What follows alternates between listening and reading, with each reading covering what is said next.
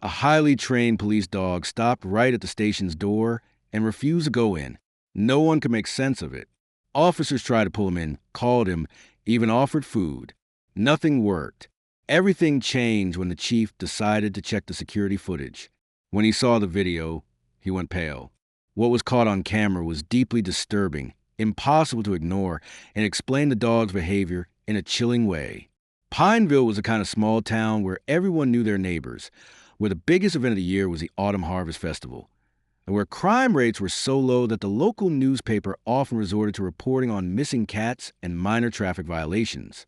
Nestled in the picturesque valleys of Vermont, with its charming colonial architecture and tree-lined streets, Pineville prided itself on being a haven of tranquility in an otherwise chaotic world. At the heart of Pineville's sense of security stood Sheriff Mason Brooks, a decorated veteran with 25 years on the force.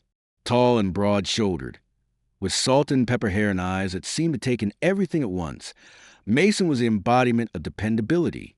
His no-nonsense approach to policing had earned him the respect of the community and his colleagues alike. But Mason wasn't alone in his duties. For the past 7 years, he had partnered with Apollo, a highly trained German shepherd with a distinguished record in search and rescue, narcotics detection, and tracking. Together, they had become something of a legend in Pineville and surrounding counties, having solved numerous cases that might otherwise have gone cold. Morning Sheriff called Doris, the station's dispatcher and administrative assistant, as Mason walked through the doors of the Pineville Sheriff's Department. A plump woman in her 60s with a perpetual smile, Doris had been the backbone of the department longer than anyone could remember. "Morning, Doris," Mason replied, Apollo padding faithfully by his side. "Anything exciting happened while I was gone?" Doris chuckled. "In Pineville? You know better than that, although Mrs. Henderson did call to complain about the Miller boys skateboarding again." Mason smiled as he reached down to scratch Apollo behind the ears. "Another day in paradise, right, boy?" Apollo wagged his tail in response, his intelligent brown eyes looking up adoringly at his handler. As they approached the main corridor leading to Mason's office, something unexpected happened. Apollo suddenly stopped, his body going rigid. The change was so abrupt that Mason nearly tripped over him. "Apollo, what's wrong, boy?" The German shepherd's demeanor had transformed completely. His ears were pinned back, his hackles raised, and a low, warning growl emanated from deep in his throat. Mason had never seen his partner behave this way before, not in the station. "Come on, Apollo," Mason urged, giving a gentle tug on the leash, but Apollo wouldn't budge. Instead, he began backing away from the entrance, barking insistently. By now, Doris and a couple of deputies had noticed the commotion.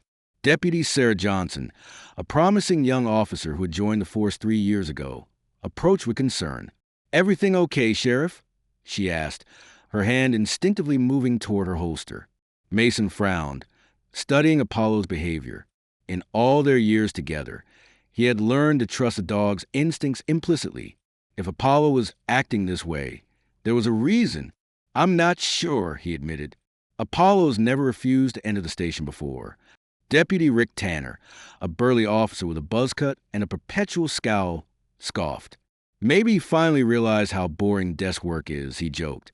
But there was an edge to his voice that Mason couldn't quite place.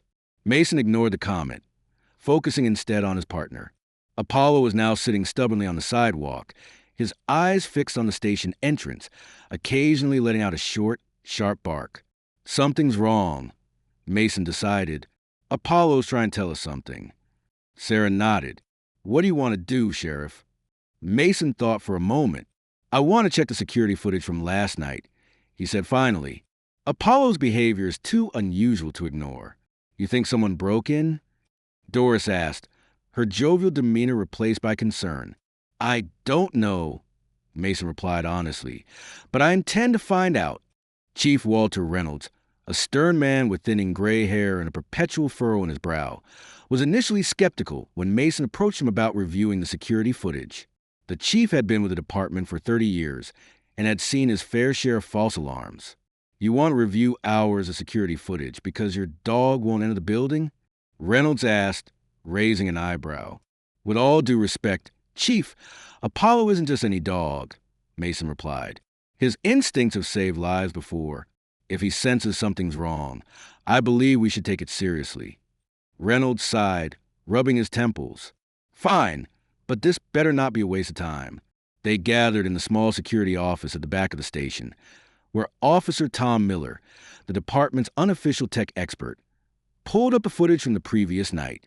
"Starting at midnight," Tom announced, his fingers dancing across the keyboard. The footage showed the empty hallways of the Pineville Sheriff's Department, the occasional officer passing through on the night shift. Nothing unusual. But at 2:37 a.m., something caught Mason's eye. "Stop," he commanded. "Go back a few seconds." Tom rewound the footage, and they watched as a figure moved silently through the shadows of the corridor. The person was wearing what appeared to be a police uniform. "Zoom in," Chief Reynolds ordered, suddenly alert. As the image enlarged, they could see that the figure's face was carefully obscured, but the uniform was unmistakably similar to their own. "Who the hell is that?" Reynolds demanded. "And what are they doing in my station at 2 in the morning?" They continued watching as the intruder moved with purpose toward the records room, using what appeared to be a key card to gain access. "That's not possible," Sarah breathed. "Only department personnel have access to those rooms." A heavy silence fell over the room as the implication sank in. Someone with access to the department had broken in during the night. Someone wearing a police uniform.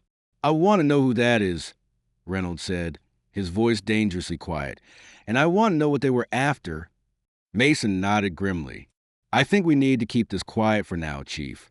If it is someone from inside the department, we don't want to tip them off that we're on to them." Reynolds agreed. "This stays between the people in this room. No one else needs to know until we have more information." As they filed out of the security office, Mason couldn't help but notice the way Apollo still refused to enter certain areas of the station, particularly around the records room. The dog's behavior was becoming more selective, more targeted. "Good boy," Mason whispered, kneeling beside his partner. "You knew something was wrong, didn't you?" Apollo whined softly, pressing his nose against Mason's hand. Over the next few days, a palpable tension settled over the Pineville Sheriff's Department. Mason and Chief Reynolds conducted a discreet inventory of the records room and discovered that several files related to a recent investigation into corruption at City Hall had been tampered with. Key evidence was missing, evidence that could implicate some of Pineville's most influential citizens. "This is bigger than we thought," Reynolds confided in Mason as they pored over the remaining files in the chief's office. "Someone's trying to protect powerful people in this town." Mason nodded, his mind racing with possibilities. "The question is, who in our department would have reason to do that?" As they spoke, Apollo lay at Mason's feet, seemingly at ease, but when Deputy Rick Tanner walked past the office, the German shepherd immediately tensed, a low growl rumbling in his chest. Mason and Reynolds exchanged a glance, both noting the dog's reaction. "Interesting," Reynolds murmured. Mason agreed. "Very interesting indeed." The following week brought an uncomfortable atmosphere to the Pineville Sheriff's Department. What had once been a place of camaraderie and trust was now shrouded in suspicion. Officers eyed one another warily in the hallways. Conversations died when certain people approached, and unspoken tension hung in the air like a storm cloud. Mason Brooks kept Apollo close at all times, carefully observing the German shepherd reactions to everyone they encountered. The pattern was becoming clearer each day. Apollo remained relaxed around most of the department staff, including Doris, Deputy Sarah Johnson, and Chief Reynolds, but whenever Deputy Rick Tanner or Lieutenant James Wilson approached, the dog's demeanor changed dramatically, his body tensing and a low growl rumbling in his throat. "It's like he's giving us a road map," Mason remarked to Reynolds as they met privately in the chief's office. They had taken to meeting early in the morning, before most of the staff arrived, using Apollo's selective behavior as a guide for their investigation. Reynolds nodded, his normally stern face looking tired and drawn. "The question is, which one of them is involved? Tanner or Wilson? Or both?" Mason frowned, considering the possibilities. "We need more evidence before we make any accusations. These are serious allegations." "I know," Reynolds sighed, running a hand through his thinning hair. "But every day that passes, we risk losing more evidence. We need to move quickly. Just as they were discussing their next steps, a soft knock sounded at the door. It was Sarah Johnson, looking uncharacteristically nervous. "Sorry to interrupt, Chief Sheriff," she said, closing the door carefully behind her. "But I think there's something you should know." Reynolds gestured for her to sit. "What is it, Deputy?" Sarah glanced at Apollo, who remained calm in her presence, before speaking. "I've been keeping an eye on Lieutenant Wilson, like you asked. Last night, I saw him enter the records room after hours. He was alone, and he seemed anxious." Mason and Reynolds exchanged a significant look. "Did you see what he was doing in there?" Mason asked. Sarah shook her head. "No, I couldn't follow without raising suspicion, but he was in there for almost 20 minutes. "Good work, Johnson," Reynolds said, his expression grave. "Keep this to yourself for now." After Sarah left, Mason turned to Apollo, who had been watching the interaction intently. "What do you think, boy? Is Wilson our guy?" Apollo tilted his head, as if considering the question. Later that afternoon, Mason decided to take a calculated risk. He approached Lieutenant Wilson in the break room, where the lieutenant was drinking coffee alone. "James." Mason greeted him casually, noting how Apollo immediately stiffened at his side. "Got a minute?" Wilson looked up, his expression carefully neutral. A tall man with prematurely graying hair and glasses that gave him an intellectual appearance. Wilson had been with the department for 15 years and was well respected by most of his colleagues. "Of course, Mason," he replied, gesturing to the chair opposite him. "What's on your mind?" Mason sat down, keeping Apollo close. "I've been reviewing some of our open cases," he began, watching Wilson's face for any reaction, specifically the City Hall investigation. Something flickered in Wilson's eyes, so briefly that Mason might have missed it if he hadn't been looking for it. "Oh, any progress?" "Actually, we've hit a bit of a roadblock," Mason said carefully. "Some of the evidence seems to be missing." Wilson frowned, but his hand tightened almost imperceptibly around his coffee cup. "Missing? That's concerning." "Very," Mason agreed, noting how Apollo's growl deepened. "I was wondering if you might have any insights, given your involvement in the case." Wilson's smile didn't reach his eyes. "I wish I did, Mason, but I've been focused on other cases lately. You might want to check with Tanner. He was handling most of the paperwork." Mason nodded, filing away this deflection. "I'll do that. Thanks, James." As he walked away, Mason couldn't shake the feeling that something was very wrong with Wilson's response. The lieutenant had been the lead investigator on the City Hall case in the beginning. There was no way he would have handed off paperwork to Tanner, who was notoriously bad with documentation. Back in Reynolds' office, Mason shared his observations. "He's lying, Chief. Wilson was never one to delegate paperwork, especially to Tanner." Reynolds nodded grimly. "I think it's time we bring in some help. I've contacted State Police Internal Affairs. They're sending an investigator tomorrow quietly." "That's probably wise," Mason agreed. "This is getting too big for us to handle internally." That evening, as Mason was preparing to leave the station with Apollo, he found an unmarked envelope on his desk. Inside was a simple note: "Stop digging or else." The threat should have intimidated him, but instead, it confirmed that they were on the right track. Someone was worried enough about their investigation to try to scare him off. "Too late for that," Mason muttered, showing the note to Reynolds before securing it as evidence. The next morning, investigator Elena Rodriguez from State Police Internal Affairs arrived in Pineville. A no-nonsense woman with sharp eyes and a reputation for thoroughness, Rodriguez quickly established a temporary office in a secluded part of the station. "So, your dog is the one who detected the intrusion?" she asked Mason, eyeing Apollo with professional interest.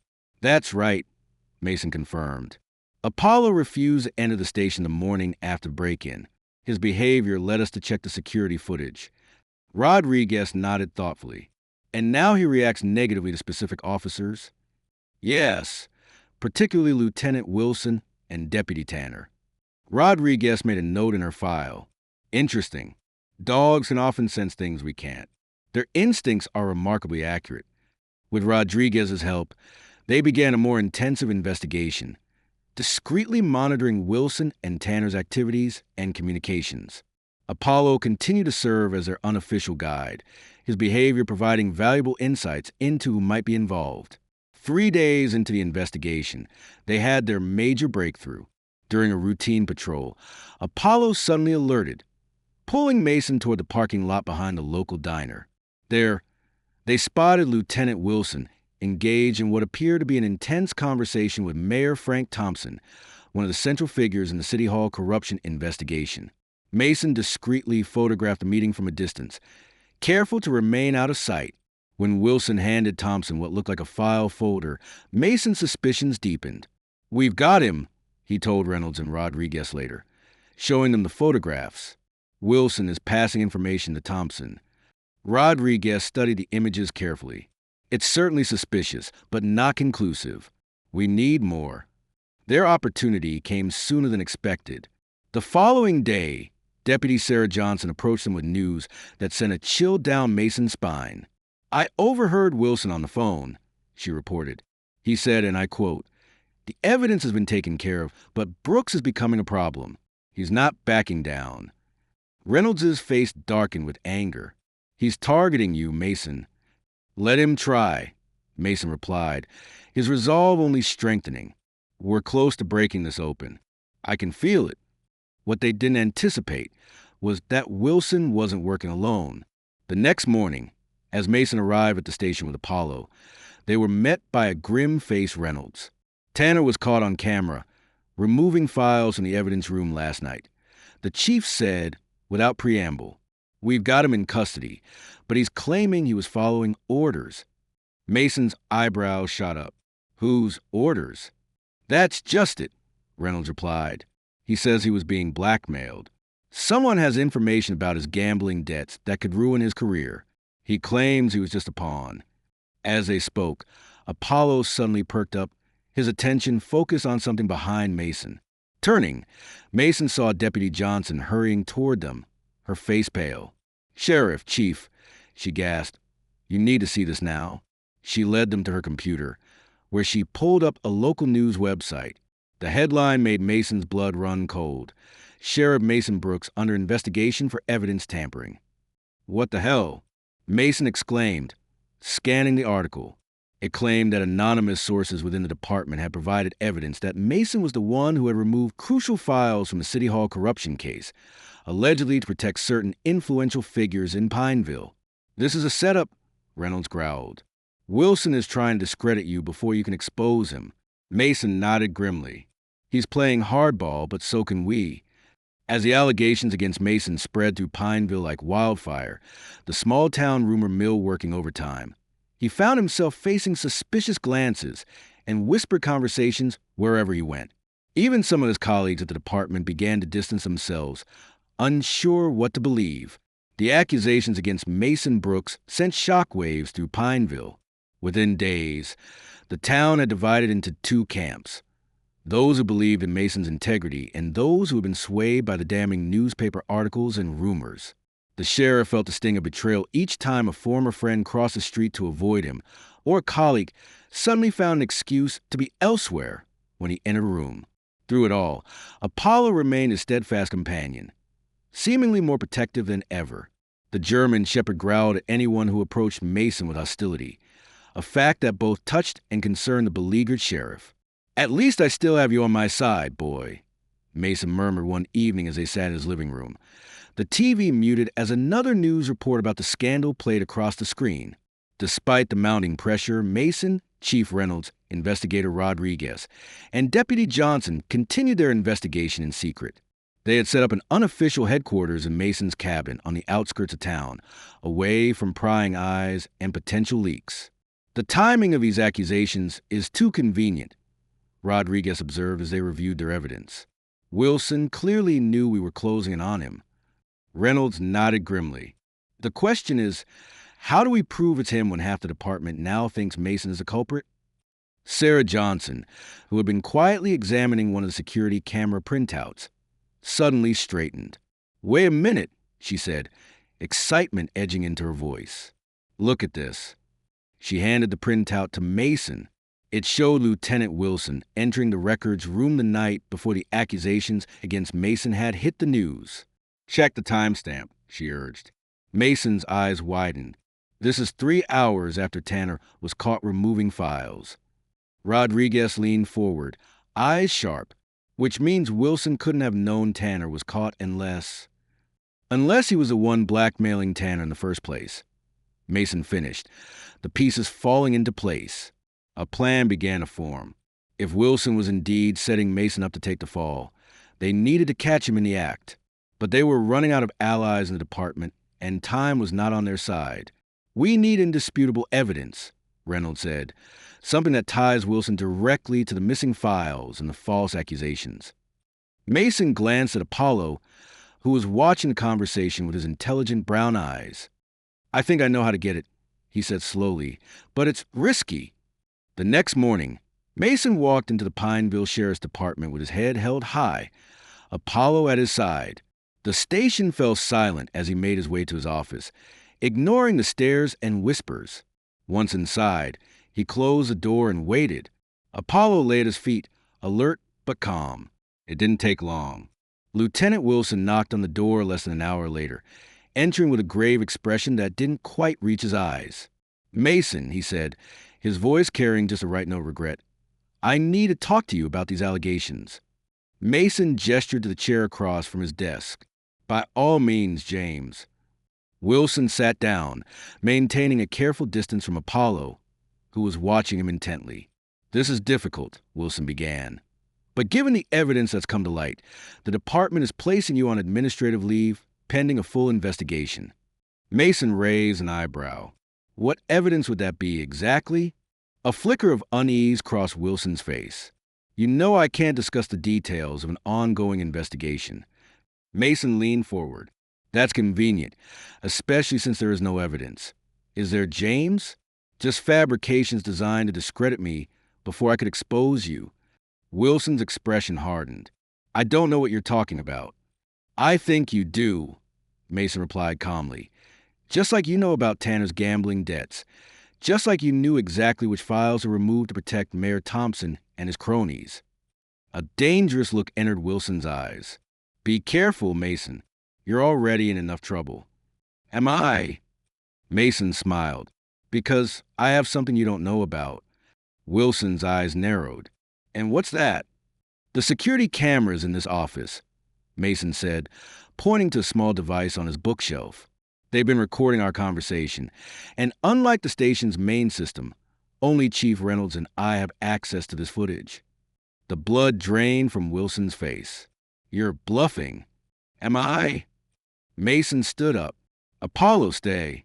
The German shepherd remained in place, eyes fixed on Wilson, as Mason walked to the door. "Chief," he called. "We're ready?" Reynolds entered the office, followed by Investigator Rodriguez and 2 state troopers. "Lieutenant James Wilson," Rodriguez said formally, "you're being placed on administrative leave pending an investigation into corruption, blackmail, and tampering with evidence." Wilson's face contorted with fury. "This is absurd. You have nothing on me." "Actually," Reynolds interjected, "we have quite a lot, including Deputy Tanner's full confession about how you blackmailed him into removing those files." Wilson's eyes darted around the room like a cornered animal. "Tanner is lying to save himself." "Perhaps," Rodriguez conceded, "but the evidence doesn't lie. We've matched your key card access to every instance of tampering. We have footage of you meeting with Mayor Thompson, and now we have your reaction to Sheriff Brooks's accusations, which is very telling." As the state troopers approached to escort Wilson out, he made a desperate lunge toward Mason. "You'll regret this," he hissed. Apollo was on his feet in an instant, placing himself between Wilson and Mason, his warning growl leaving no doubt about what would happen if Wilson took another step. Wilson backed down, his face twisted with hatred, as the troopers led him away.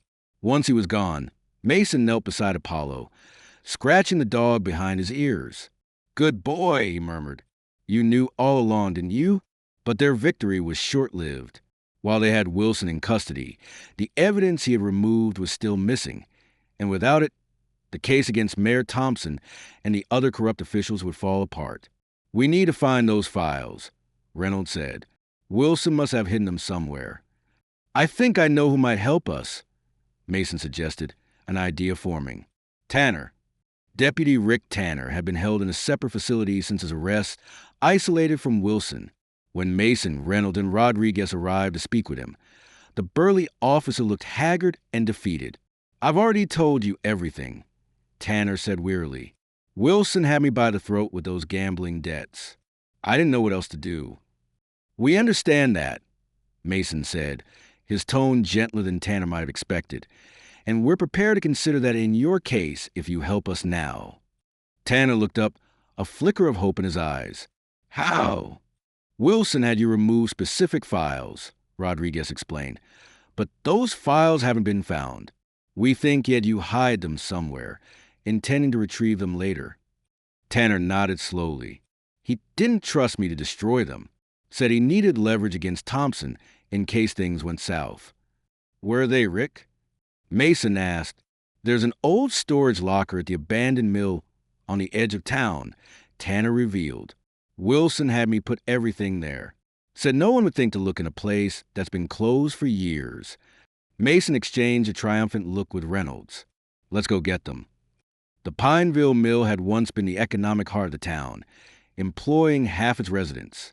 Now, it stood as a deteriorating monument to a bygone era, its broken windows and rusted equipment a stark reminder of how quickly fortunes could change. Mason, Reynolds, Rodriguez, and Deputy Johnson approached the mill cautiously, with Apollo leading the way. They had brought Tanner with them, handcuffed and under guard, to show them the exact location of the storage locker. It's in the back, Tanner directed, leading them through the main floor and past the old supervisor's office. The mill was eerily silent as they made their way through its cavernous interior, their footsteps echoing off the concrete floors. Apollo moved ahead, his posture alert but not alarmed. Here, Tanner said finally, nodding toward a nondescript metal door. This was the employee locker room. Wilson had me put everything in locker 23. Rodriguez produced a set of bolt cutters, making short work of the padlock. Inside locker 23, they found a waterproof container packed with files, photographs, and a hard drive. This is it, Reynolds breathed, examining the contents. Everything that was taken from the evidence room. As they were securing the evidence, Apollo suddenly tensed, a low growl emanating from his throat. His attention was fixed on the entrance they had used to enter the mill. Someone's coming, Mason warned, drawing his weapon. They took defensive positions, Apollo staying close to Mason's side. Moments later, they heard footsteps approaching rapidly. To everyone's surprise, it was Mayor Frank Thompson who appeared in the doorway, accompanied by two men Mason recognized as members of the city council. Mayor Thompson, Mason said evenly, his hand still resting on his weapon. This is an unexpected surprise. Thompson's normally polished appearance was disheveled, his expensive suit wrinkled, and his face flushed with either exertion or anger, possibly both. The two council members flanking him, Bernard Wells and Patrick Donovan, looked equally unsettled. Sheriff Brooks, Thompson replied, his voice strained as he attempted to maintain his usual air of authority. I receive a rather alarming call from Lieutenant Wilson's wife. She seems to think you've arrested him on trumped-up charges. Reynolds stepped forward, positioning himself beside Mason. There's nothing trumped up about the evidence we have, Mayor. Lieutenant Wilson has been engaged in tampering with evidence related to the City Hall corruption investigation. Thompson's eyes darted to container files in Rodriguez's hands, and something like panic flashed across his face before he quickly masked it with indignation. That's preposterous. Wilson is one of our finest officers. He's also been working for you, Mason stated bluntly, removing evidence that would have implicated you and your associates in the misappropriation of town development funds. Councilman Wells, a thin man with wire-rimmed glasses, shifted uncomfortably. These are serious accusations, Sheriff. You'd better have substantial proof. Oh, we do, Rodriguez interjected, holding up the container. Everything Wilson removed from the evidence room is right here, including financial records showing how development funds meant for Pineville infrastructure were diverted to offshore accounts linked to all three of you. Thompson's facade of righteous indignation began to crumble. "This is a witch hunt," he blustered, but his voice lacked conviction. "A politically motivated attack on my administration." Apollo growled, taking a step toward Thompson, who instinctively backed away. "Call off your dog, Brooks," Thompson demanded, a note of fear creeping into his voice. "Apollo only reacts this way to people who pose a threat," Mason replied calmly. "He's never been wrong about character." As the standoff continued, Deputy Johnson quietly positioned herself behind the mayor and councilman, effectively cutting off their retreat. The message was clear. There was no escaping the consequences of their actions. Councilman Donovan, the youngest of the three and clearly the most rattled, suddenly broke. "It wasn't supposed to go this far," he blurted out, ignoring Thompson's warning glare. The development fund was just sitting there, and the offshore investment opportunity seemed foolproof. We were going to put the money back with interest before anyone noticed. "Patrick, shut up," Thompson hissed, but it was too late. "When was that going to happen, Councilman?" Rodriguez asked. "Because according to these records, the first diversion of funds happened over 2 years ago, and not a penny has been returned." Thompson's composure finally shattered. "You don't understand the pressure of running a town like Pineville," he said, his voice rising. "The constant demands, the limited resources. We were trying to create a financial cushion for the town's future. By stealing from its present?" Mason countered. "That's not governance, Mayor. That's theft." Reynolds nodded to Rodriguez and Johnson. "Place them under arrest," he instructed. "Investigator Rodriguez, please read them their rights." As Rodriguez began the familiar recitation, Thompson made one last desperate attempt to regain control of the situation. "This will never stick," he warned. "I have connections at the state level that you can't imagine. Your careers will be over before these charges ever see a courtroom." Mason simply smiled. "I don't think so, Mayor. Your connections are already distancing themselves from you. No one wants to be associated with what you've done." With the mayor and councilman securely in custody, Mason, Reynolds, and the team returned to the Pineville Sheriff's Department, the recovered evidence safely in hand. Apollo stayed close to Mason's side, occasionally receiving appreciative pats from his handler. The station was abuzz with activity as news of Wilson's arrest and the subsequent apprehension of the mayor and councilman spread. Officers who had distanced themselves from Mason in recent days now approached him with apologetic expressions and tentative congratulations. "Don't worry about it," Mason told them, understanding the difficult position they had been in. "Wilson had us all fooled." In the chief's office, Reynolds, Mason, Rodriguez, and Johnson spread out the recovered files, beginning the painstaking process of cataloging everything that had been taken. The evidence painted a damning picture. For over 2 years, Thompson and his allies on the council had been systematically diverting funds from various town projects, including road repairs, school renovations, and the new community center. "They took advantage of everyone's trust," Reynolds said, disgust evident in his voice. "People like Thompson count on the fact that in small towns like Pineville, no one expects corruption at this level." Rodriguez nodded. "It's more common than you'd think. Small towns often have less oversight and fewer resources for investigating financial irregularities." As they worked, Doris knocked on the door, her normally cheerful face serious. "Sheriff, there's someone here to see you," she said. "District Attorney Elizabeth Chambers." Mason raised his eyebrows in surprise. The district attorney rarely made personal visits to small-town sheriff's departments.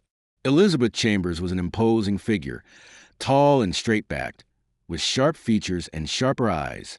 She entered the office with the confidence of someone accustomed to command, surveying the spread of evidence with professional's assessing gaze. "Sheriff Brooks," she greeted him, extending her hand. "I've heard some interesting reports about developments in Pineville. I decided to see for myself." Mason shook her hand. "We've uncovered a significant corruption scheme involving Mayor Thompson, 2 council members, and our own Lieutenant Wilson." Chambers nodded, her expression grim but unsurprised. "Thompson's name has come up in other investigations. Until now, we've never had enough evidence to pursue charges." She gestured to the files. "May I?" For the next hour, Chambers reviewed the evidence they had recovered, occasionally asking pointed questions or making notes. Finally, she looked up, a rare smile softening her severe features. "This is exceptional work," she said. "All of you should be commended, especially you, Sheriff Brooks. I understand you face considerable personal and professional backlash during this investigation." Mason shrugged modestly. "I had help," he said, glancing at Apollo, who was dozing in the corner. "My partner here was the one who alerted us to Wilson's late-night activities in the first place." Chambers looked at the German shepherd with newfound respect. "Is that so? Well, it seems Pineville owes a debt of gratitude to both of you." The district attorney's involvement elevated the case to a new level. With her backing, the charges against Thompson, the councilman, and Wilson were filed swiftly, and their arraignment was scheduled for the following week. In the days that followed, Pineville buzzed with the news. The local newspaper, which had previously published the accusations against Mason, now ran front-page retractions and detailed exposés of the corruption scheme. The editor, a longtime friend of Mason's, had been particularly apologetic. "I should have known better than to trust anonymous sources," he said when he visited Mason to offer his personal apology. "I let the promise of a big story cloud my judgment." "You weren't the only one fooled by Wilson," Mason had replied graciously. "He was very good at playing his role." A week after the arrests, the Pineville Sheriff's Department held a small ceremony to officially recognize Deputy Sarah Johnson's promotion to sergeant, filling the vacancy left by Wilson. The entire department attended, along with many townspeople who wanted to show their support. "I can't think of one more deserving," Mason said as he pinned the sergeant's badge on Sarah's uniform. "Your loyalty and integrity during this investigation were exemplary." Sarah beamed with pride. "Thank you, Sheriff. I learned from the best." As the ceremony concluded, Mason found himself surrounded by well-wishers, including many who had doubted him during the investigation. He accepted their apologies with good grace, understanding how easy it was to be swayed by seemingly credible allegations. Later that evening, as Mason and Apollo walked along the quiet streets of Pineville, he reflected on the events of the past few weeks. The town felt different somehow, perhaps a little less innocent, but also more resilient. Its trust built on a stronger foundation of transparency and accountability. They paused at the town square, where workers were preparing the site for the long-delayed community center, now finally moving forward with the recovered funds. Mason smiled as Apollo sat beside him, surveying the scene with what seemed like approval.